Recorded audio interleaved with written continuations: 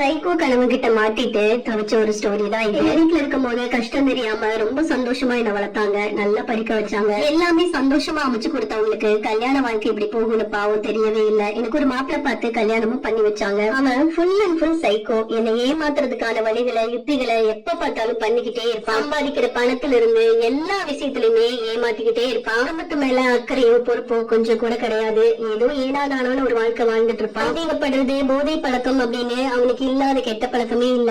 அவனை நம்பி ஒரு 10 நிமிஷம் நிம்மதியா கண்ணடைக்க முடியாது.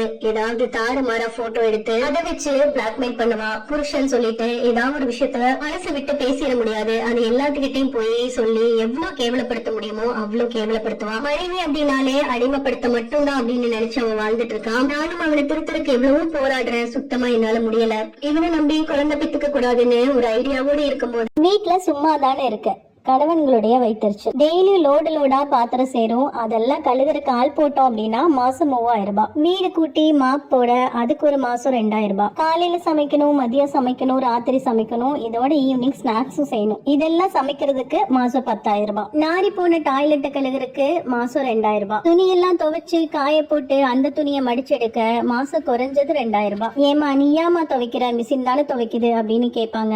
நானா ஓடி வந்து துணி எல்லாத்தையும் முழுங்கிட்டு தனக்கு தானே லிக்விட் ஊத்திட்டு எல்லாமே அதே துவைச்சு அதே காய போடுறது இல்ல. பக்கத்துல எல்லாம் நாம நின்னு சரியா பார்த்தாதான் இந்த வேலை கூட நடக்கும். அதுக்காக தான் 2000 ரூபாய். இதெல்லாம் போக எக்ஸ்ட்ரா கரிக்குலர் வேலைகள் நிறைய இருக்கு. மிளகா எல்லாம் காய வச்சு அரைக்கணும், மாவு அரைக்கணும், குழந்தைங்களுக்கு டியூஷன் சொல்லி கொடுக்கணும், காய்கறி எல்லாம் பார்த்து வாங்கி எல்லாம் கிளீன் பண்ணி ஃப்ரிட்ஜில் எடுத்து வைக்கணும், ஃப்ரிட்ஜ் எல்லாம் கிளீனா வச்சுக்கணும். இது எல்லாத்தையும் பாக்குறதுக்கு குறைஞ்சது ஒரு 3000 ரூபாய். இதுக்கு எல்லாத்துக்கும் வேலைக்கு ஆள் விட்டா இவ்வளவு சம்பளம் கொடுக்கணும். நீங்களே கணக்கு போட்டுக்கோங்க எவ்வளவுன்னு. நான்